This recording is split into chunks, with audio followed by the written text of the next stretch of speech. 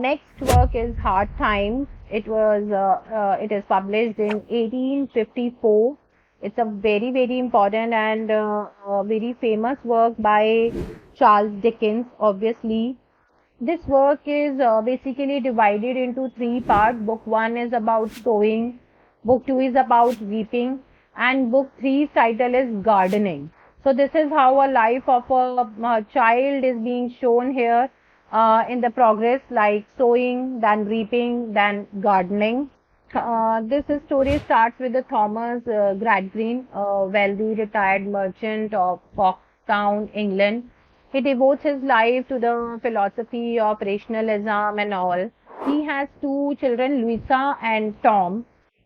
He wanted a best life for them. He is doing a charity in the school for the students and is very kind person is there. Sissy Jupe is a person here as a circus entertainer who used to teach these children different arts. As the children are growing old, Tom is a bit dissipated and Louisa is dealing with the inner confusions. She wants something very important in the life and she feels that she is missing all these things. Eventually, Louisa marries Gradgrind's friend, Joyce Bounderby, a very wealthy factory owner and banker.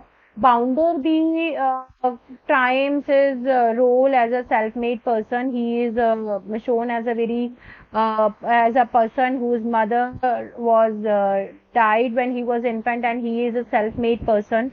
Sissy Jupe remains at Gradgrind's home, and he takes care of the younger children over there who were taking education there at Gradgrind's house. Now, among all these things, a strange thing happened that a boy, Stephen, encountered and was found here, a new character who is involved with Bounderby and is seeking for divorce. Because he wanted to be healthy and don't want to ruin his life in a marriage. So outside Bounderby's house, he meets Mrs. Pegler, a strange woman who is in expletive, is very closely devoted to Bounderby and used to take orders from him. Here, one more character came, James Harthouse. He is a wealthy person and a politician. He was also a disciple of Gradgrind. He was also following him. And one day he visited the home and he took interest in Louisa, tried to seduce her. With the unspoken age, Mrs. Sparsit, who was a former aristocrat here, also following for Bounderby. And she tried to set his mind that Louisa is a corrupt woman here. Here, Louisa is also found a bit distracted and was impressed with the Stephen, and Mrs. Sparsit witnessed that Louisa is also, he witnessed that Harthouse is taking interest in Louisa, and Louisa also agrees to meet him in the Coketown late night. He instead flees to her father's house. Besides meeting him, he just satisfied him so that he won't do anything wrong to her, and he go to the father's house at that night. Now, Gradgrind was also feels miserable on her upbringing, that he let her marry to a man whom she does not love, and he also does not love her. Louisa confesses that she might be in love with Harthouse, but she collapses on the floor, and Gradgrind was amazed by all these things. He was very surprised at what is actually happening. Now, Sissy Jupe, who was already deeply in love with Louisa, he started taking care and visited the house of Harthouse and convinces him to leave Cocktail forever. Broadbury is also furious about the health of the children, both the children. Here, Tom is also after making money and was plotting something with the Stephen. And Gradgrind realizes that Tom is actually responsible for the robbing of the bank, which was there in the news. And that one of the friend, Rachel, is already died, is already dead, and Tom was trying to use Sissy Jupe, where they have spent time in the childhood at the circus. Ultimately, at the end, all the secrets are out.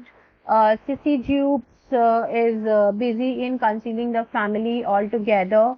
Mrs. Sparsit find out that some Mrs. Pegler is there, who is associated with the Stephen Blackpool, and is meeting Stephen very often.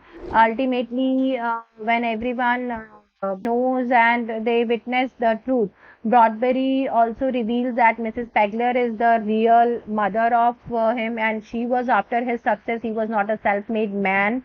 Angrily, he fires on Mrs. Sparsit and sent her to her hostile relatives that you should go, you cannot live with me now anymore. And he said that I don't wanted to die in the streets of London, cocktails. That is why I was doing all these things. Tom also realizes his mistakes, that whatever he has done or whatever way he was there to make money was obviously wrong. And without, if he will into the same way, then he will definitely die without seeing the family. Sissy Jupe also marries and have a large loving family. Louisa never again married and even never had children. Louisa also loves the family of Sissy Jupes and started spending time with them only. This is the whole story. Ultimately, he has shown a good end without any deaths or anything. But the only thing is the bank tragedy and things were there. The hard times was that when everyone is facing the hard time and no one believes anyone, and they were just on their way to make money. Bank bluffs are there.